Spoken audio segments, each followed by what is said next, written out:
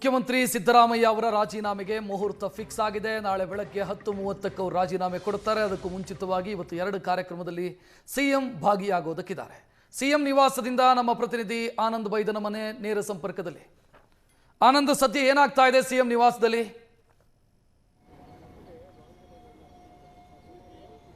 ರಕ್ಷತ್, ಮುಖ್ಯಮಂತ್ರಿ ಸಿದ್ದರಾಮಯ್ಯರಿಗೆ ಹೈಕಮಾಂಡ್ ಸ್ಪಷ್ಟವಾದ ಸಂದೇಶ ಕೊಡ್ತಾ ಇದ್ದ ಹಾಗೇನೆ ಮುಖ್ಯಮಂತ್ರಿಗಳ ಈ ನಿವಾಸ ಕಾವೇರಿ ಇದೆ. ಇಲ್ಲಿ ಒಂದು ರೀತಿ ಚಟುವಟಿಕೆಗಳು ಜೋರಾಗಿದೆ. ಯಾಕಂದರೆ ಮುಖ್ಯಮಂತ್ರಿಗಳ ಆಪ್ತರಾಗಿರ್ತಕ್ಕ ಸಚಿವರೆಲ್ಲರೂ ಕೂಡ ಮುಖ್ಯಮಂತ್ರಿಗಳ ನಿವಾಸಕ್ಕೆ ಆಗಮಿಸ್ತಿದ್ದಾರೆ.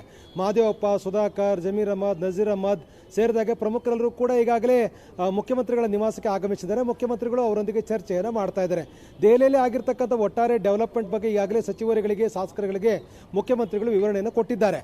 ಹೈಕಮಾಂಡ್ ತೆಗೆದುಕೊಂಡಿರ್ತಕ್ಕಂಥ ತೀರ್ಮಾನವನ್ನು ಜಾರಿ ಮಾಡಬೇಕಾಗಿರುವಂಥ ಅನಿವಾರ್ಯತೆ ಇರುವಂಥ ಕಾರಣಕ್ಕಾಗಿ ತಮ್ಮ ನಿರ್ಧಾರ ಏನಿರುತ್ತೆ ಮತ್ತು ಒಟ್ಟಾರೆ ಇವತ್ತು ಮತ್ತು ನಾಳೆ ಯಾವ ರೀತಿಯ ಪ್ರಕ್ರಿಯೆಗಳು ನಡೆಯುತ್ತೆ ಅಂತಕ್ಕಂಥದ್ದನ್ನು ಈಗಾಗಲೇ ಅವರು ತಮ್ಮ ಆಪ್ತರಿಗೆ ಹೇಳುವ ಕೆಲಸವನ್ನು ಮಾಡಿದ್ದಾರೆ.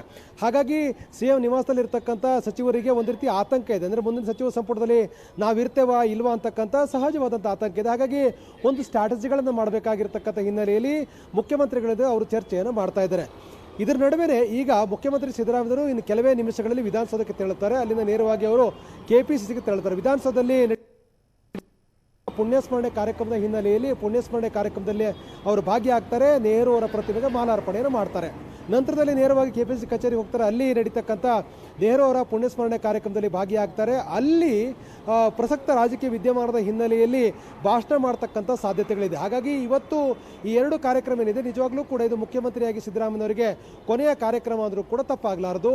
ಅವರು 23ರಂದು ಆನೇಕಲ್ಲಲ್ಲಿ ನೂತನ ಕ್ರಿಕೆಟ್ ಸ್ಟೇಡಿಯಂನ ಶಂಕುಸ್ಥಾಪನಾ ಕಾರ್ಯಕ್ರಮದಲ್ಲಿ ಭಾಗಿಯಾಗಿದ್ದನ್ನು ಹೊರತುಪಡಿಸಿದರೆ ಬೇರೆ ಯಾವುದೋ ಕಾರ್ಯಕ್ರಮದಲ್ಲಿ ಕೂಡ ಭಾಗಿಯಾಗಿರಲಿಲ್ಲ. ಈಗ ದೆಹಲಿಯಿಂದ ವಾಪಸ್ ಆದ ನಂತರದಲ್ಲಿ ಅಧಿಕೃತವಾಗಿ 2 ಕಾರ್ಯಕ್ರಮಗಳು ಈಗ ಮುಖ್ಯಮಂತ್ರಿಗಳು ಭಾಗಿಯಾಗ್ತಾ ಇರತಕ್ಕಂಥದ್ದು.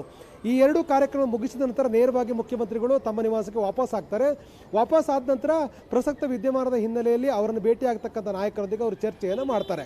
ಮಧ್ಯಾಹ್ನದ ಹೊತ್ತಿಗೆ ಅಂದರೆ 4 ಗಂಟೆ ಸುಮಾರಿಗೆ ರಾಜ್ಯ ಕಾಂಗ್ರೆಸ್ ಉಸ್ತುವಾರಿ ರಣದೀಪ್ ಸುರ್ಜೇವಾಲಾ ಅವರು ಬಂದು ಭೇಟಿ ಆಗ್ತಾರೆ ಅಂತಕ್ಕಂಥ ಮಾಹಿತಿಗಳು. ಯಾಕೆಂದರೆ 3:15 ಸುಮಾರಿಗೆ ಸುರ್ಜೇವಾಲಾ ಅವರು ಬೆಂಗಳೂರಿಗೆ ಆಗಮಿಸ್ತಾ ಇದ್ದಾರೆ.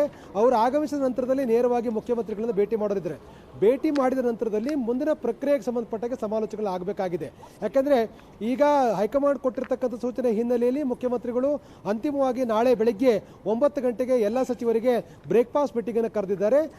ಬ್ರೇಕ್ಫಾಸ್ಟ್ ಮೀಟಿಂಗ್ ನಂತರದಲ್ಲಿ ಅವರು ನೇರವಾಗಿ ರಾಜ್ಯಪಾಲರನ್ನ ಭೇಟಿ ಮಾಡಿ ರಾಜೀನಾಮೆಯನ್ನು ಕೊಡ್ತಾರೆ. ಹಾಗಾಗಿ ಇವೆಲ್ಲ ಪ್ರೊಸೆಸ್ ಮಧ್ಯದಲ್ಲಿ ಶಾಸಕ ಪಕ್ಷ ಸಭೆ ನಡೀತಕ್ಕಂಥದ್ದು, ಹೊಸ ನಾಯಕನ ಆಯ್ಕೆ, ಸಚಿವ ಸಂಪುಟ ಪ್ರಮಾಣ ವಚನ ಇವೆಲ್ಲವೂ ಕೂಡ ಪ್ರೊಸೆಸ್ ಆಗಬೇಕಾಗಿದೆ. ಇದೊಂದು 2-3 ದಿನಗಳ ಪ್ರೊಸೆಸ್ ಆಗಿರ್ತಕ್ಕಂಥ ಹಿನ್ನೆಲೆಯಲ್ಲಿ ಆ ಒಟ್ಟಾರೆ ಬ್ಲೂ ಪ್ರಿಂಟ್ ರೆಡಿ ಆಗುತ್ತೆ. ಥ್ಯಾಂಕ್ ಯು ಆನಂದ್ ಮಾಹಿತಿಗೆ.